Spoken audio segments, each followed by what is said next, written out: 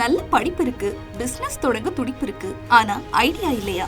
ஏற்கனவே இருக்கிற பிசினஸ எக்ஸ்பேண்ட் பண்ண விருப்பமா? சுற்றுச்சூழல் பாதுகாப்பில் பங்கேற்கணுமா? உங்க எல்லாருக்குமே ஒரு சூப்பர் சான்ஸ். ஆகஸ்ட் 8, 9, 10 நடைபெறும் கோவை சுதேசி மேளாவில் கலந்துக்கோங்க. இடம் Kovai Rathnam hall, Pollachi main road, Eachanari, Coimbatore.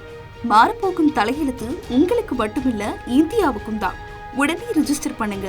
மேலும் தகவலுக்கு 9774111119 என்ற எண்ணை அணுகவும். கொடைக்கானல் அருகே பட்டியல் சமூகத்தை சேர்ந்த இளைஞர் கொலை செய்யப்பட்ட நிலையில் அவரது உடலுக்கான இறுதி சடங்குகள் நடைபெறுவதால் 500க்கும் மேற்பட்ட காவல்துறையினர் பாதுகாப்பு பணிக்காக குவிக்கப்பட்டுள்ளனர். இது தொடர்பான கூடுதல் தகவல்களை செய்தியாளர் மணி நேதாஜி வழங்க கேட்கலாம். மணி நேதாஜி, என்ன நடந்தது? தற்போதைய நிலவரம் என்ன? விவரம்.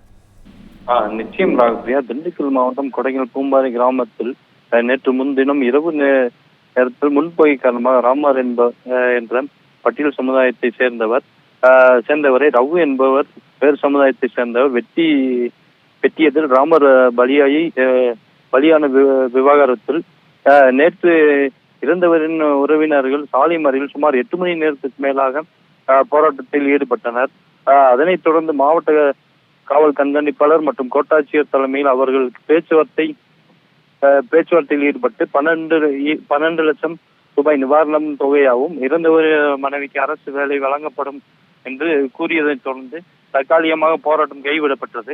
அதனைத் தொடர்ந்து இன்று காலை மீண்டும் பூம்பாறை கிராமத்தில் இறந்தவரின் உறவினர்கள் சாலை மறியலில் ஈடுபட்ட நிலையில் இரு சமூக பிரச்சனை என்பதால் ஜாதி கலவரம் ஏற்படக்கூடும் என்பதால் தேனி, திண்டுக்கல், விருதுநகர் உள்ளிட்ட மாவட்டங்களிலிருந்து சுமார் 500க்கும் மேற்பட்ட போலீசார் பாதுகாப்பு பணியில் ஈடுபட்டு வருகின்றனர். இந்நிலையில் இன்று காலை திண்டுக்கல் அரசு மருத்துவமனையில் இருந்து இறந்து போன ராமரின் உடல் கூர்வாய்வு செய்து அவரின் உறவினர்கள் தற்போது பூம்பாறை கிராமத்துக்கு கொண்டு வந்துள்ளனர். தற்போது இறந்தவருக்கு சடங்கு தற்போது நடைபெற்று உள்ளது. இதன் காரணமாக அசம்பாவிதம் எதுவும் நடைபெறாமல் இருப்பதற்காக தற்போது பூம்பாறை கிராமம் முழுவதும் 500க்கும் மேற்பட்ட காவல்துறையினர் குவிக்கப்பட்டுள்ளனர். மேலும் இங்குள்ள சாலையில் இருபுறங்களும் உள்ள கடைகளை அடைக்க போலீசார் அறிவுறுத்தி வருகின்றனர். மேலும் இந்த பகுதியில் பொதுமக்கள் நடமாட்டம் இல்லாமல் வெறிச்சோடி காட்சி அளிக்கிறது. ராகப்பிரியா,